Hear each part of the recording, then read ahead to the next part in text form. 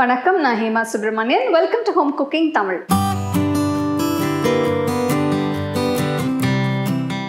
பக்கோடானாலே நம்ம எல்லாருக்குமே ரொம்ப பிடிக்கும்.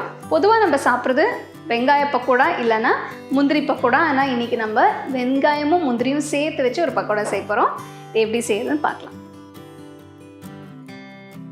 வெங்காய முந்திரி பக்கோடாக்கு முதல்ல 100 கிராம் முந்திரி பருப்பு தண்ணியில் போட்டு ஒரு 10 நிமிஷம் ஊற வைக்கணும்.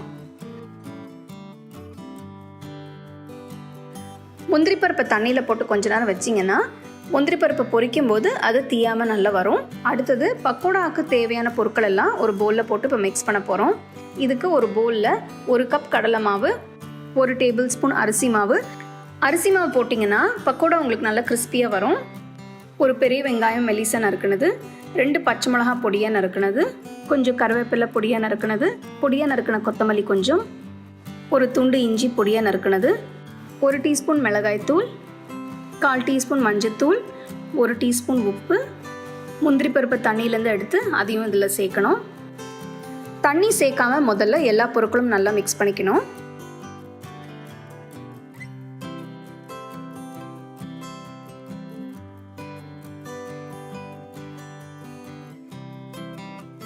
மிக்ஸ் பண்ண பிறகு கொஞ்சமாக தண்ணி சேர்த்து நல்லா மிக்ஸ் பண்ணிக்கோங்க.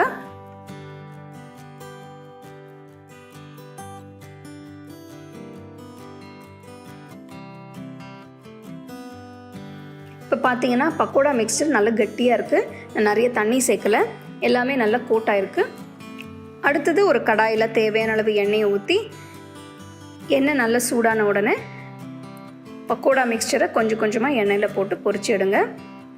ஃப்ளேம் மீடியம் லோவில் வச்சு செய்யணும். அப்போ தான் உங்களுக்கு ரொம்ப தீயாமல் நல்லா முழுசாக குக் ஆகி நல்லா கிறிஸ்பியாக வரும்.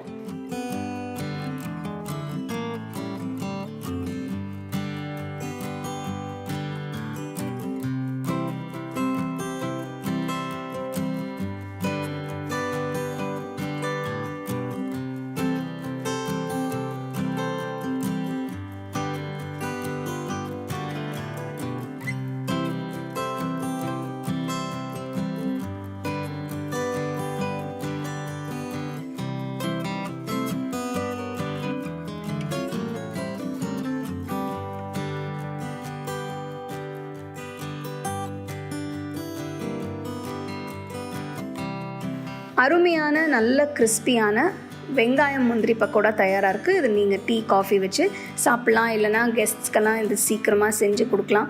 ரொம்ப நல்ல ஒரு ரெசிபி. கண்டிப்பாக இதை நீங்கள் ட்ரை பண்ணி பாருங்கள். வெங்காயம் முந்திரி பக்கோடா எப்படி செய்கிறதுன்னு பார்த்தோம். வீட்டுக்கு கெஸ்ட்ஸ் வராங்க, இல்லைனா பசங்களுக்கு ஏதாவது ஸ்நாக்ஸ் செஞ்சு கொடுக்கணுன்னா இந்த மாதிரி வெங்காயம் முந்திரி பக்கோடா செஞ்சு தரலாம். நல்ல சூடாக சர்வ் பண்ணுங்கள், ரொம்ப நல்லாயிருக்கும்.